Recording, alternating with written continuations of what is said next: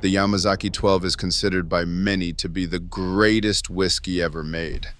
What almost no one knows is that the thing that makes it taste the way it does was originally a wartime accident nobody wanted. It is 1945. A cooper in Hokkaido is trying to build a barrel from a tree that grows crooked, splits when cut, and leaks when full. He is doing it because there is nothing else. What that cooper found inside those casks is the reason the bottle exists at all, and the reason it is almost impossible to find today. In November 2014, a British whiskey critic published his annual rankings.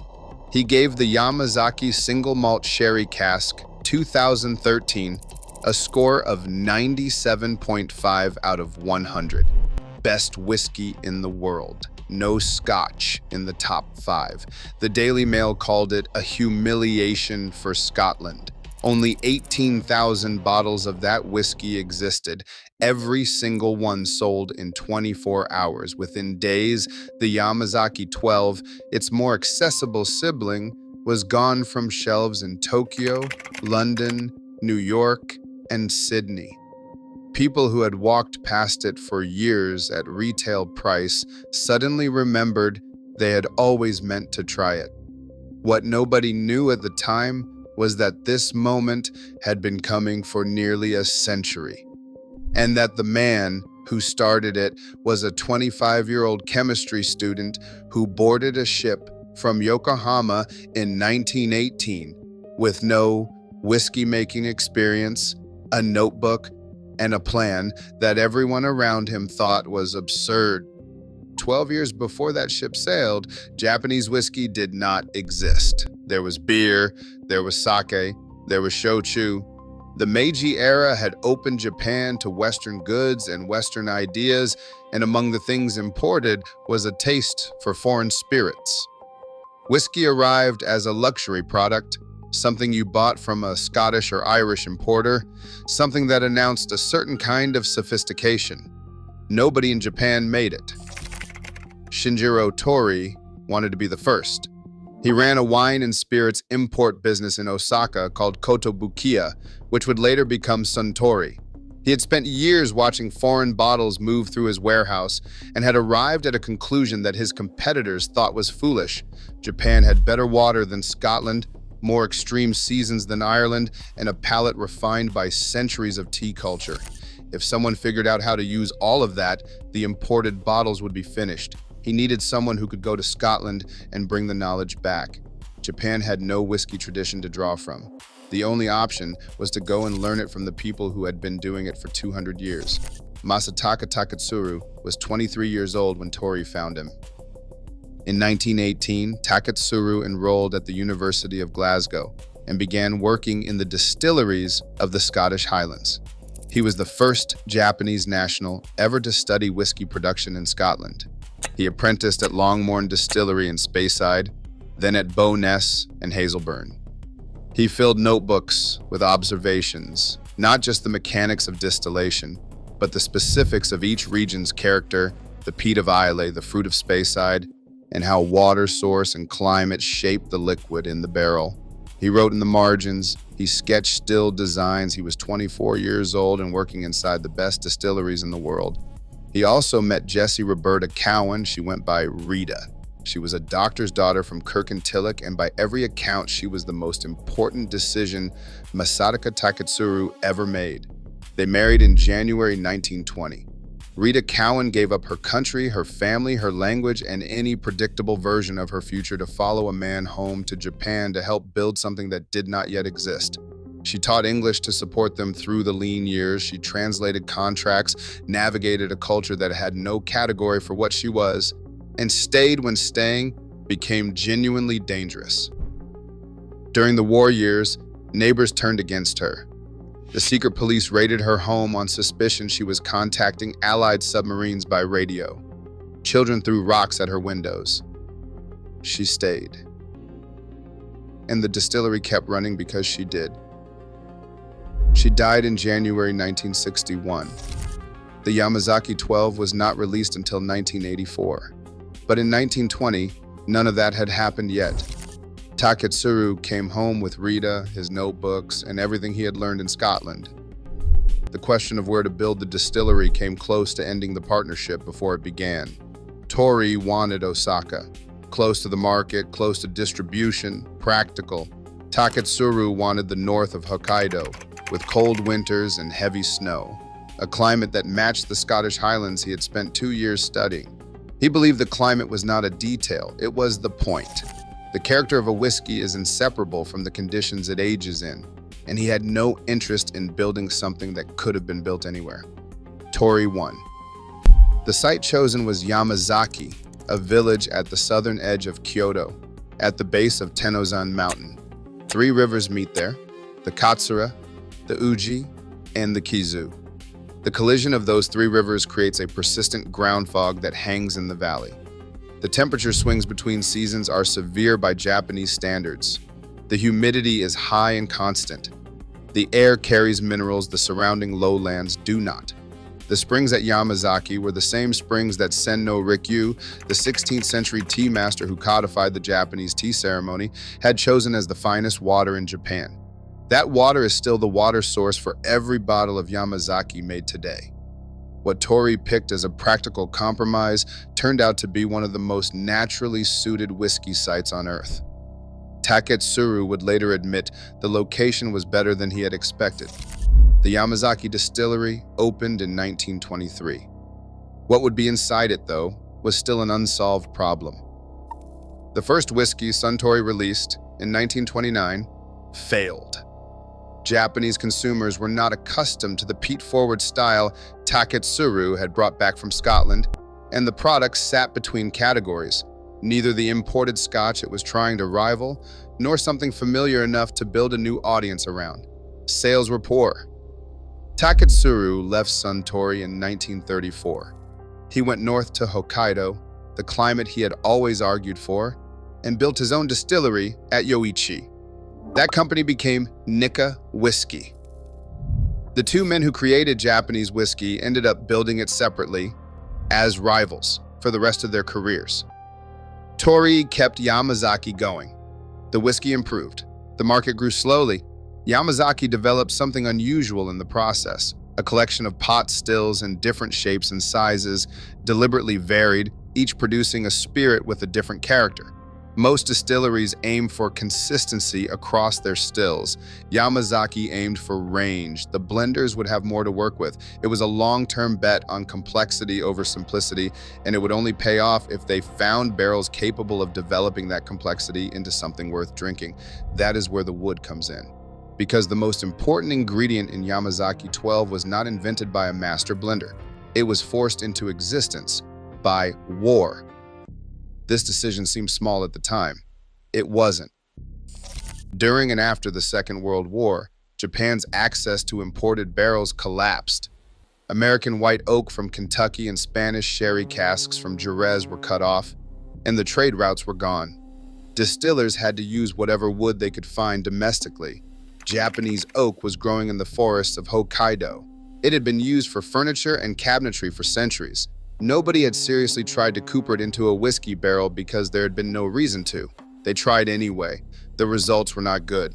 The wood grows twisted, making clean staves nearly impossible to cut. It has a moisture content so high that the Japanese word for it, Mizunara, means water oak.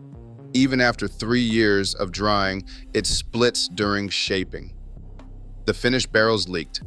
The whiskey that came out was too strongly flavored, too sharp, too strange. Blenders set the Mizunara experiments aside. The wood went back to making furniture.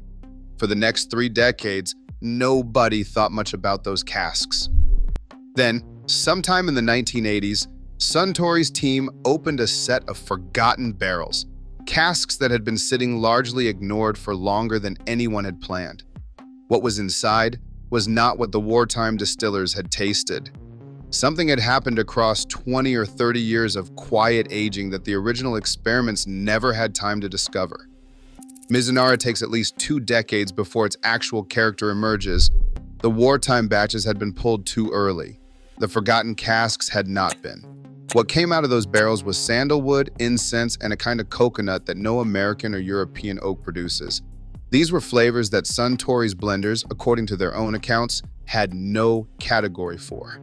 The notes matched the incense classifications used in Kodo, the centuries-old Japanese art of incense appreciation, more closely than anything in standard whiskey tasting language. The wood that defines the Yamazaki 12 was not a discovery, it was a rediscovery, and it happened by chance. Today, Mizunara casks come from a single source, the family-owned Umi Cooperage, located near the Yamazaki distillery.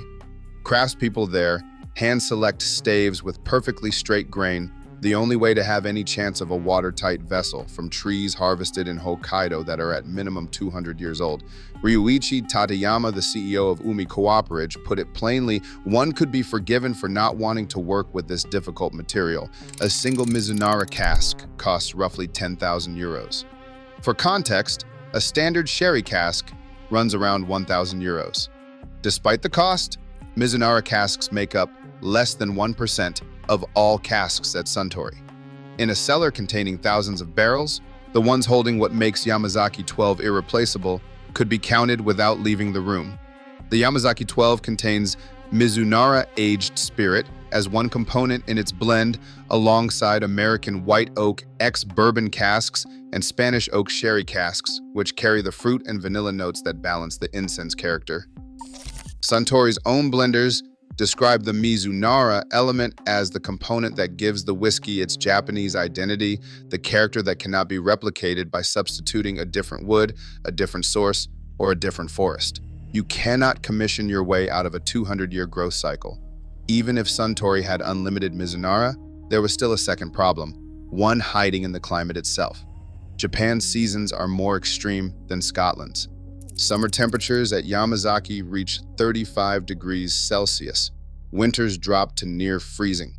Those swings force the spirit inside each barrel to expand into the wood and then contract back out repeatedly over 12 years. This accelerated exchange between liquid and oak means Japanese whiskey builds complexity faster per calendar year than Scottish whiskey does. A 12-year-old Yamazaki has been through more barrel cycles than a 12-year-old Scotch. It also means more angel share, the whiskey that evaporates through the barrel staves each year. Scotland loses roughly 2% of barrel volume annually. Suntory's production records put the figure at Yamazaki closer to 3 to 4%. A barrel at Yamazaki is a smaller barrel every year, at a faster rate than anywhere in Scotland. 12 years of that, and there is significantly less liquid than the distiller started with. The scarcity of the Yamazaki 12 is not manufactured. It is thermodynamic. In 2014, the worst possible thing happened to a whiskey built on slow time. The entire world noticed it at once. Jim Murray's score hit in November, and the Daily Mail humiliation headline ran. International collectors cleared shelves abroad within days. But inside Japan, something else was happening simultaneously, something that had nothing to do with whiskey critics. A morning soap opera was airing on NHK, Japan's national broadcaster, at 8 o'clock every weekday. It was called Masen. Each episode was 15 minutes long. Its target audience was housewives. The show was a fictionalized account of the life of Masataka Taketsuru, the man who brought whiskey to Japan, and his Scottish wife Rita.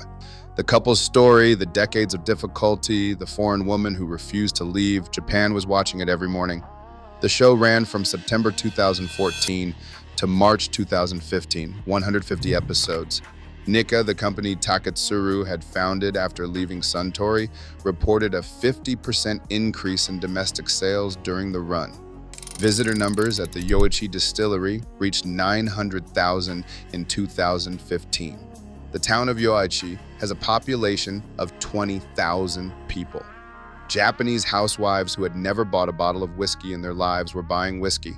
At exactly the same moment, international collectors who had read Murray's score were clearing shelves abroad. Two audiences who had never before competed for the same bottles were now competing for the same bottles. Suntory called it excessive demand. The industry called it a shortage. The supply chain had been built for a world that no longer existed, and it had taken a soap opera and a critic's review, arriving simultaneously to prove it.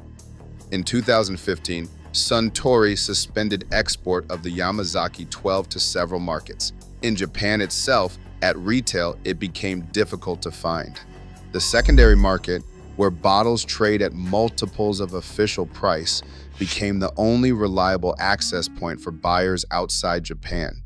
The bottle that proved Japanese whiskey could compete with anything in the world became the bottle that demonstrated what happens when global recognition finds a supply chain built for a different century. Suntory has invested in new production capacity, new cooperative relationships, more still capacity at Yamazaki and Hakushu. These investments will matter eventually.